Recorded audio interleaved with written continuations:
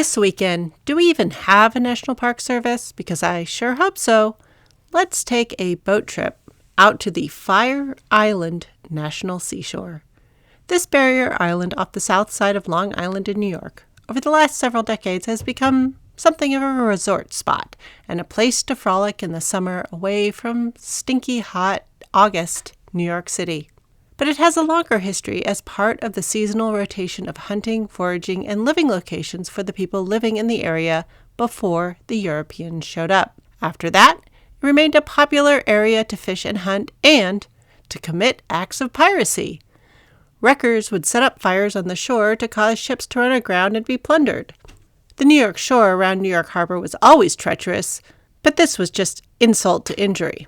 Anyway, the area got its first lighthouse very early in 1825. Once Fire Island became America, it rapidly became a place, once again, where people would travel to live and go hunting on a seasonal basis. It's just now that it was as state parks, in exclusive clubs, and as the grounds around fancy houses. But the summer weather, fishing and bird hunting was still a draw.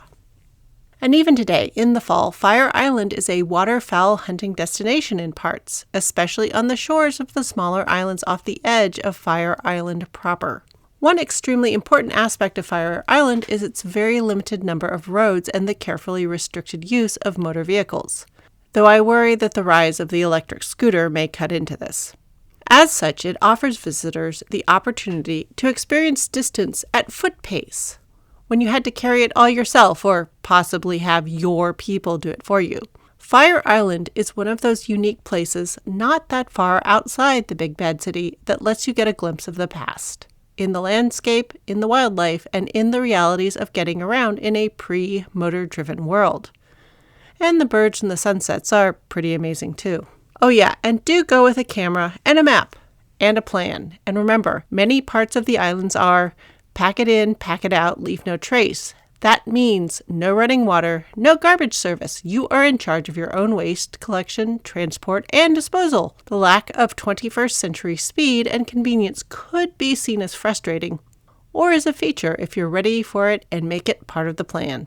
So go party like it's $17.99 or $18.99 and check out the seashore on Fire Island.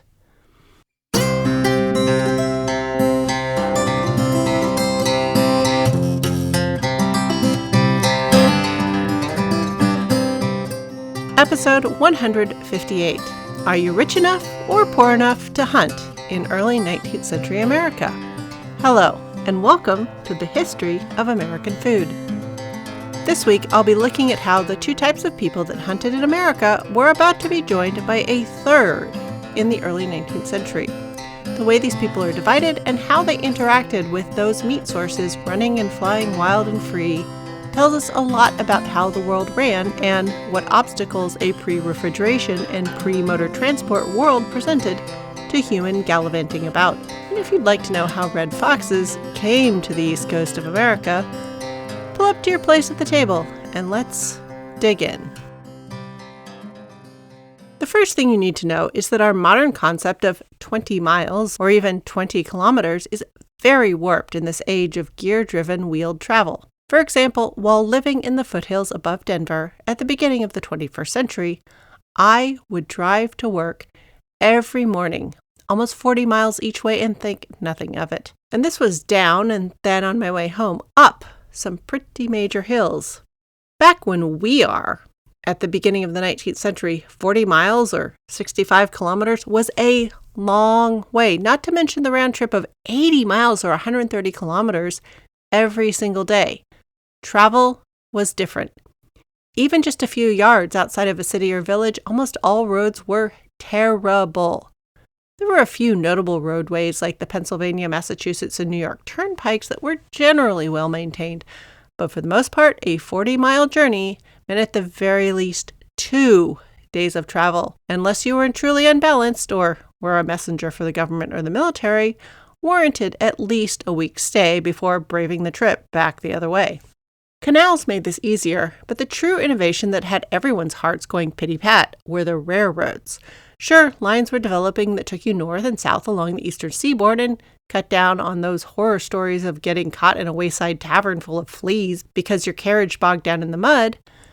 But the real excitement came as lines extended out west. By the mid-1830s, you could take a train across the Appalachians. At that point, there were people with the living memory of the first expedition across those mountains on foot and on horseback to settle the Kentucky.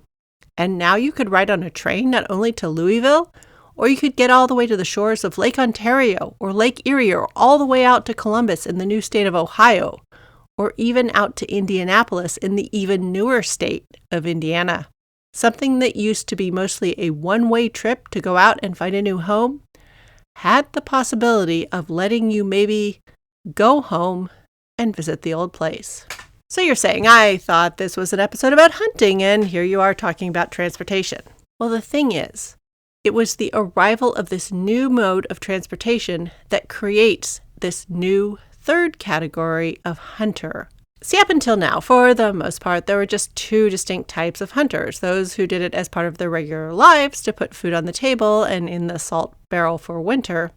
And that pretty much meant everyone who lived outside of a city. There were the homesteaders who hunted on a regular basis and the farmers who consumed wild game regularly as well, though they mainly used nets and traps since they had to work all day and didn't have time to go chasing stuff. Other sort were those who did it for entertainment, rich people. They went on hunts and did stuff like raising and running with hounds, all that nonsense. And the rich people usually took special trips to go hunting. Think hunting lodges and the like. And if you want to go back and revisit a little bit of American hunting history, check out episodes 23, 39, 69, 83, and 111. Well, up until the railroad, that largely hadn't changed. You either hunted where you were to eat, or you went on trips to entertain yourself by hunting. Not day trips, and usually not even for a week, more like for a month or a season. It was a whole thing and required so much baggage. The exploration of the unplundered continent of North America had been giving people dollar sign eyes pretty much from the start. Okay, like English pound eyes or escudos or florins or whatever. Anyway, it became clear North America wasn't going to cough up mountains made of silver. So the colonizers saw that it was time to dig in and see what else could be extracted. And as we have seen, the answer was lots of things: codfish, tobacco, rice, ship masts. But another thing was this big pile of wild animal products. See, Europe had worked very hard over about the last 1,000 years to get rid of all of the easily accessible, that's cool, wild animals. The white winter ermines with the cute little black-tipped tails, super soft beaver furs, delicious European salmon. Yes, you could actually go salmon fishing in the Rhine and Elbe river basins through the end of the 1800s. Bears, wolves, moose, elk, deer, and even the wild oryx cow used to range about places we now see as pastoral and cultivated or even urban, rather than having game and birds wandering around it. So when people who could look at the bear skins and oryx horns harvested by their close ancestors were finding out that there was this whole new continent full of the same or at least very similar game, many people got very excited without really thinking through the logistics of the whole thing. Now, the first inkling of creating market hunters in North America came with the professional voyageurs who were sending home deerskins to be made into fancy men's breeches and the rise of the felted beaver hat. On the West Coast, there was the otter and seal fur trades that repeated this at the start of the 19th century. The Hudson's Bay Company and the Northwest Company managed to create a regularized trade system for these items, and then they were followed by the Métis and a variety of locals who would end up getting divided into American Indians and Canadian First Nations by the execution of borders and stuff.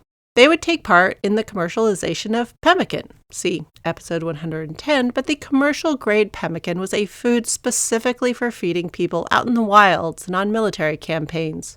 Sure, it was locally a big industry, but it never made an entry into urban areas, and by being tangled up in a war created by the Hudson's Bay Company and the Northwest Company, all the way up there in the Great White North, sure, it was a money-making project, but it didn't appeal to the new sort of individual American entrepreneur with his rifle and a train ticket. As the 1800s rolled forward and the city population of the eastern seaboard expanded, And then the lake towns along Erie and Ontario were created and grew, and other places with rivers and broad farmable plains expanded and started to attract doctors and lawyers and bakers and blacksmiths and brewers and house cleaners and farm hands and early factory workers, people with money to spend instead of time to use for hunting and gathering grew. There was a whole land out there full of free meat for the people who could go out and shoot it, pack it in a barrel with sawdust and ice, see episode 122, and send it back on a train. That's right. Once again, technology leads the way for a new food trend in America. The coming together of rifled barrels, improved in the War of 1812 and over the Napoleonic Wars in Europe, became a powerful game hunting tool.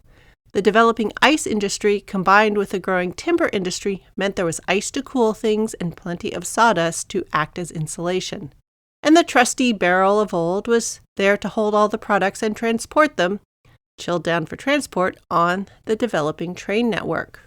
Railroads were really only up for this job starting in the 1830s, but they, along with other burgeoning technology, created, for American markets, the role of market hunter.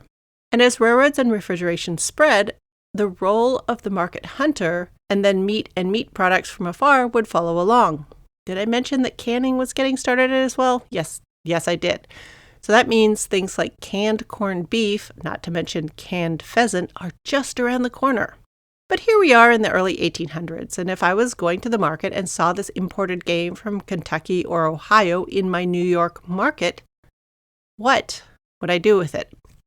Well, across the pond, the game pie for city people was all the rage.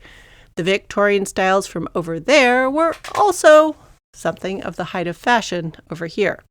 Granted, because we lacked the mature tin industry and the fast-growing manufacturing sector we had in England, we didn't have the fancy intricate tin pie molds they had, but we did have plenty of butter and lard to make pastry. So all manner of game pie was fine over here, even if it lacked the high raised decorative sides and tended to be baked in plain ceramic pie molds.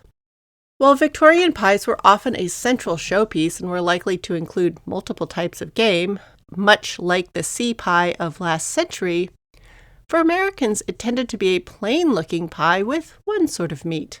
But again, this was due to very different market circumstances. The Victorian cook making game pie was often purchasing their game by the pound from a butcher. An American cook was still cleaning their own birds in the dooryard and getting haunches of deer and whole rabbits from family members. As many diarists of this age convey, who needs refinement when you can simply present an astonishing amount of food?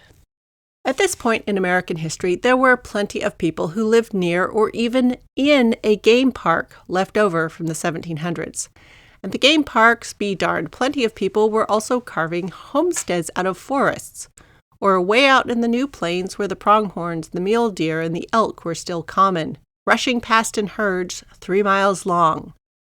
Replaying the scenes shared by those first Englishmen in Virginia, sitting on a sandy spit in what would be Jamestown, looking down at their sea of deer surrounding their soon-to-be-doomed fort. For these people, there are plenty of cooking methods and recipes that didn't make it into books. Venison haunches cooked to well done that were just about as much fun to chew upon as wet leather.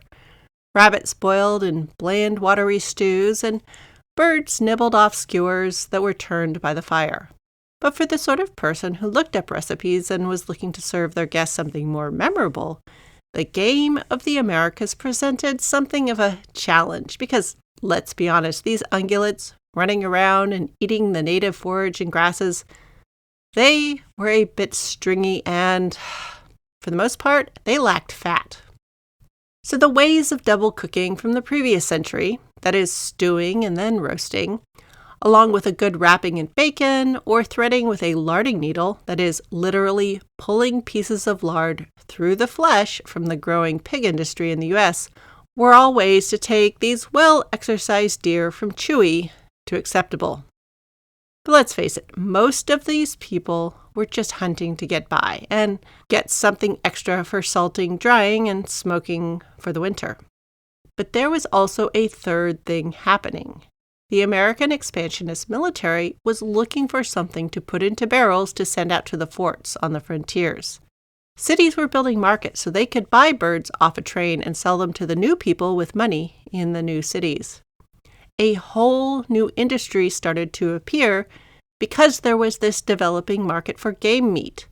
And so this new thing was created, the market hunter.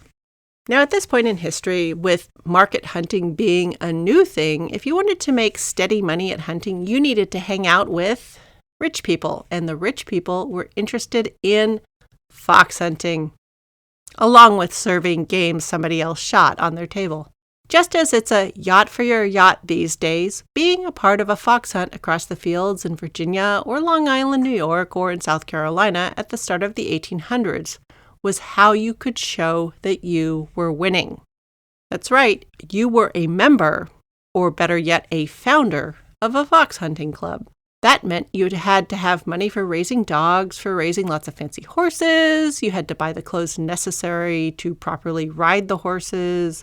You needed the transport to get to the hunts. You needed the servants and the enslaved cooks to set up breakfast and picnic lunches on the hunts, and so on and so forth forever. And if that wasn't enough, those wild Americans, they even let women ride to hounds on a regular basis.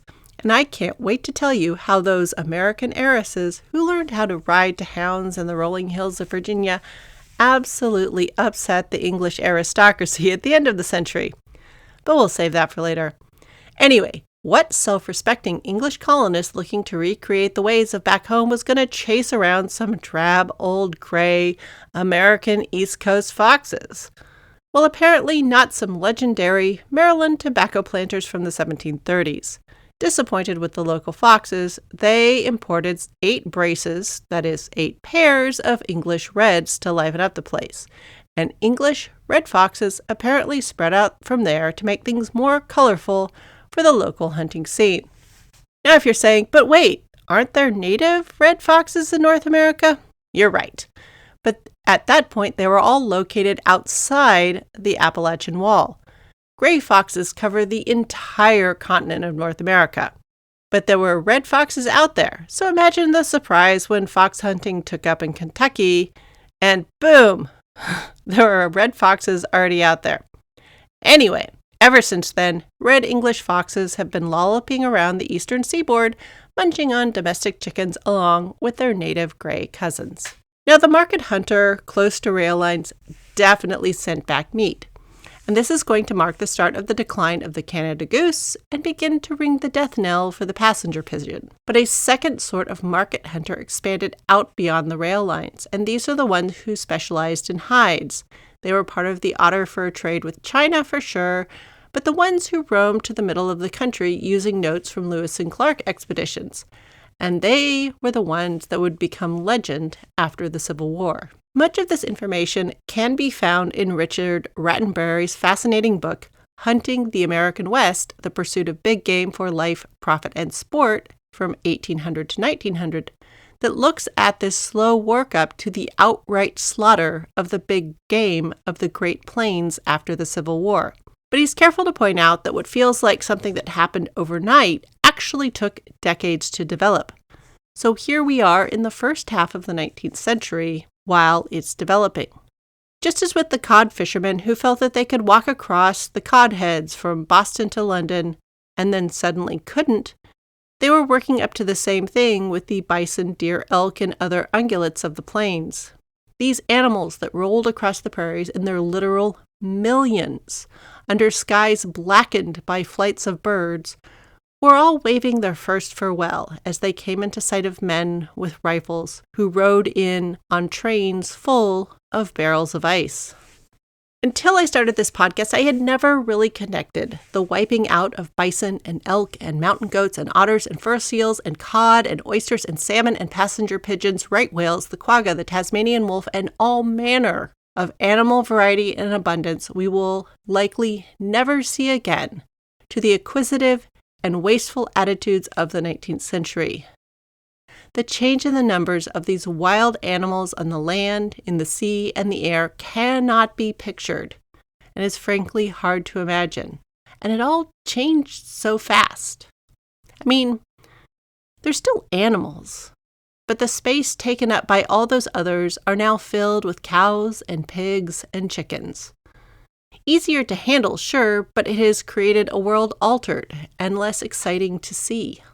And the 19th century is also the time that America firmly put its foot down and decided that hunting simply for food is no longer a respectable way to live.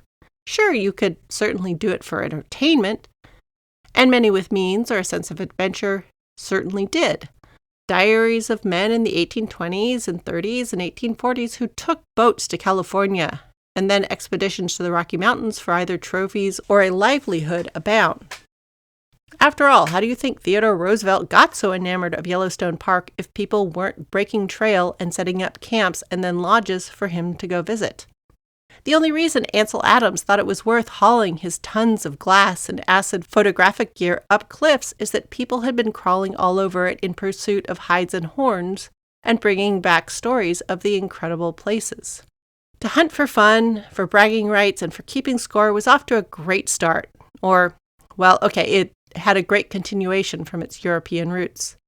And the idea of being a hunter as a profession, that was launched both in America and in the growing African colonies of Germany, France, Belgium, and England.